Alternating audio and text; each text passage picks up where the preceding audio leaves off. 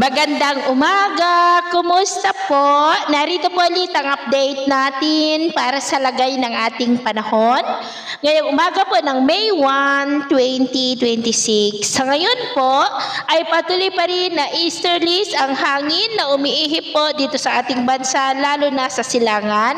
At mayroon pong daloy ng northeasterly surface with flow sa may extreme northern Luzon. At sa labas po ng ating area of responsibility, about 2,450 km east ng Mindanao, ay nananatili pa rin na may isang LPA. Base po yan sa datos ng Joint Typhoon Warning Center. At tinawag nga po nila ito na Invest 91W. At sa atin naman pong long range forecast, ang LPA na nasa labas ng PAR ay posible yan na kikilos pa west, northwestward habang unti-unti na lumalakas. At posible yan na maging bagyo pero hindi naman po nakitaan na tatama sa ating kalupaan. Pero atin lamang pong babantayan ang development niyan dahil marami pa rin po ang mga biglaan na mga pagbabago. At sa lagay po ng ating panahon, ngayong madaling araw ay maayos ang panahon sa malaking bahagi ng bansa.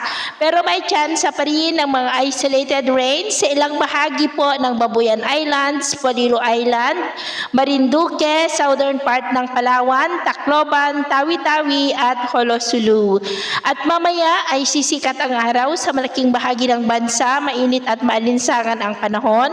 Pero may tsansa pa rin ng muulap na kalangitan na may mga pulo-pulo ng mga pag-uulan sa ilang bahagi pa rin ng Infanta, Polillo Island, ilang bahagi ng Palawan, Tacloban, Eastern Samar, Holosulu at Tawi-Tawi. At mamayang hapon, posible pa rin ang cloudy skies with isolated rain sa ilang bahagi ng Ilocos Region, Cordillera, ilang bahagi ng Cagayan Valley, lalo sa Silangan, Zambales, Palawan, Giwan at ilang bahagi ng Mindanao. Kaya mag-ingat pa rin po tayo sa panganib pa rin na dulot po ng mainit na panahon.